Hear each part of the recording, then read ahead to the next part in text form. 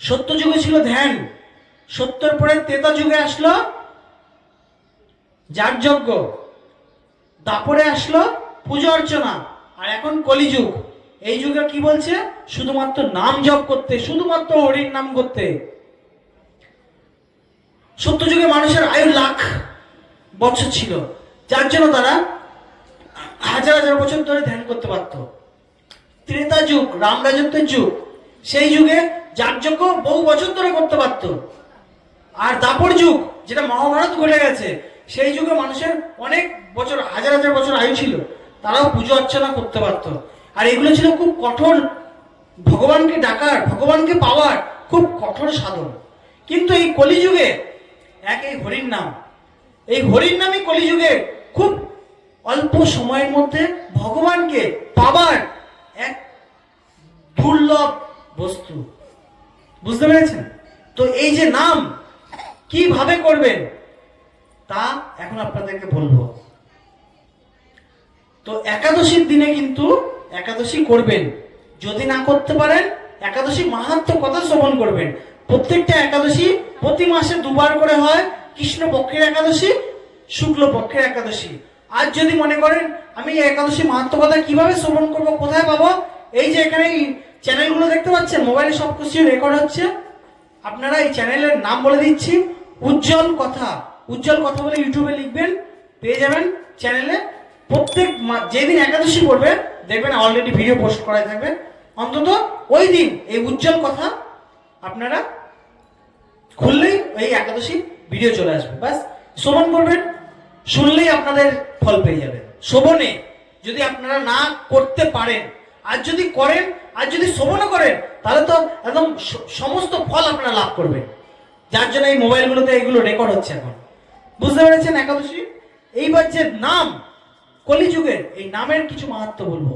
এই নামের কথা চৈতন্য মহাপ্রভু, এই কলিযুগের দেবতাকে চৈতন্য মহাপ্রভু, তাই না? চৈতন্য মহাপ্রভু কি বলে গেছে আমাদের গীতাতে? এই শ্রীমদ্ গীতাতে চৈতন্য মহাপ্রভু বলে গেছে, দেখুন শ্লোক দিয়ে বলছি, পুরুষ সহ পর পার্থ ভক্তা লমেস্তন্নয়া যশান্ত স্থানে ভূতানি যেন সর্বমিদং ততম। অর্থাৎ ভগবান শ্রীকৃষ্ণ অর্জুনকে বলে গেছে, কি বলছে? হে পার্থ, সর্বশ্রেষ্ঠ পরমেশ্বর ভগবানকে অনন্য ভক্তির মাধ্যমে কেবল লাভ করা যায়।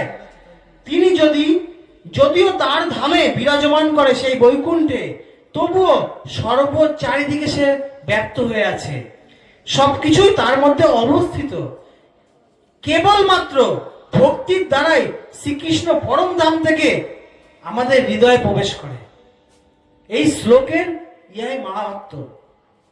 এবার আপনারা যদি বিশ্বাস না করেন, যে এই গীতার শ্লোক যদি আপনারা না মানেন, গীতার শ্লোক যদি আপনারা না বিশ্বাস করেন, বাস্তব উদাহরণ দিচ্ছি, সেটা শুনুন। হিরণ্যকশিপু যে ঘটনা ঘটে গেছে সেটা বলছি। যখন প্রহ্লাদ মহারাজের ওপর খুব অত্যাচার করেছিল, প্রহ্লাদ মহারাজ কি করেছিল? হিরণ্যকশিপু, কোথায় গেল তোর ভগবান, দেখা আমাকে। কি দেখিয়েছিল? এখানে আছে আমার ভগবান, এইখানে আছে আমার ভগবান, এইখানে আছে আমার ভগবান। বলে তাই? এই দেয়ালের মধ্যে তোর ভগবান আছে? হিরণ্যকশিপুকে প্রহ্লাদ বলছিল, তখন কি বলছিল? হ্যাঁ বাবা, এই দেয়ালের মধ্যেও আমার ভগবান আছে। ঠিক আছে, নে তোর ভগবান কোথায় দেখি। দাঁড়াম দাঁড়াম করে দেয়াল ভেঙে দিল।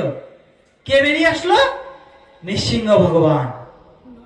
তাহলে ভগবান বৈকুণ্ঠের লোকে থাক আর যেখানেই থাক, ভগবান সবসময় সব জায়গায় পরিব্যাপ্ত।